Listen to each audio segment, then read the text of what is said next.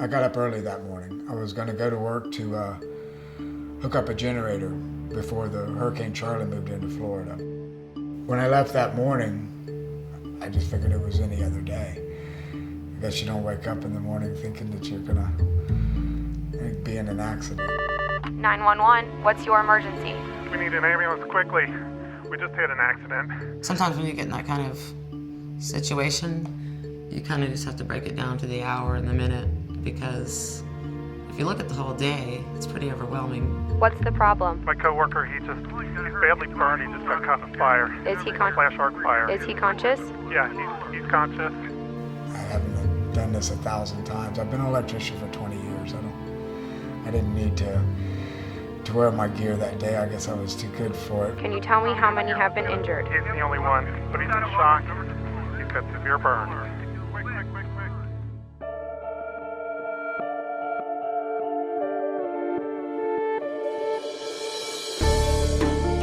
Donnie's service call was to go out, hook up the wires from the temporary generator into the main panel, which he's done many times over. My job for the day was to hook up a 3,000 amp generator to a 3,000 amp electrical service. After I tested the generator power, I went into the main building electrical to test it. And I opened up a small panel for their main switchgear, their main breaker panel for the entire building.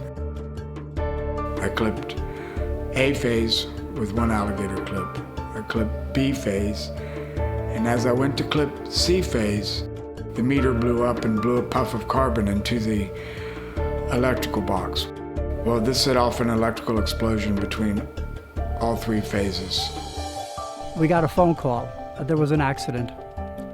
I was told that there was a flash in the electric room, and the electrician on site was injured. I didn't realize at that time how badly I was hurt. The one maintenance man told me later that he thought I was dead because there was no way somebody could stay alive through that explosion. Looked down at my arms and hands, and I realized I was really burned up this time. They told me my husband was calling, but it wasn't. It was another man. And he just said, I just have to let you know your husband's been in an accident. He'll be going to Tampa General, but he is walking and talking.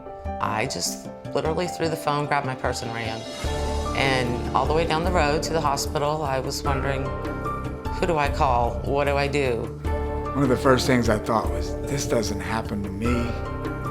You know, this is something that you hear about in the safety films, or somebody's friend that had this happen to them. It doesn't really happen to me. They didn't recognize him because he was charred black. That was hard to see. Then he started getting infections. And I remember sitting there being talked to as if he may not make it through this.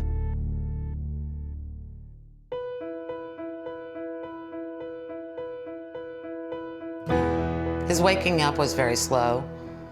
It was just opening the eyes at first and not really being able to talk. I think like the first day, he was asked to respond by blinking.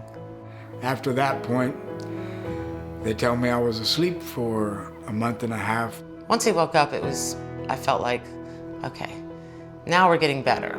Now it's on the way up. And I don't think that any of us realized how long the recovery would be. One of the first memories I have is my son walking into the hospital room across the foot of the bed. When I first talked to my dad after he woke up, I saw he was definitely still the same person, but his body was just so small and shriveled, and he'd been through surgeries at that point. Later on, the number would total to about 6 or 7, and he'd have to go through hours and hours of therapy and rehab. He had to relearn how to walk. He had to relearn how to use his arms. You know, I told my wife once before we got married that as long as I had these, we would have money.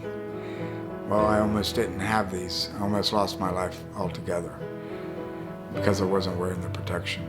Less than 3 minutes of putting on his safety equipment would have prevented him from being in a coma for over 30 days, as well as a year plus recovery. Being safe is a lot easier than putting yourself through and your friends through and your family through what my family and I and my dad had to go through. It's just easier to put on your safety equipment. If you would have taken that 2 to 10 minutes of time to put the gear on, work a little bit slower, it really makes you think that it's okay to be a half hour late. As fortunate and blessed as I feel today, I could have avoided all of this that I put my family through, that I put myself through, if I'd have just taken that 3 minutes to wear my PPE.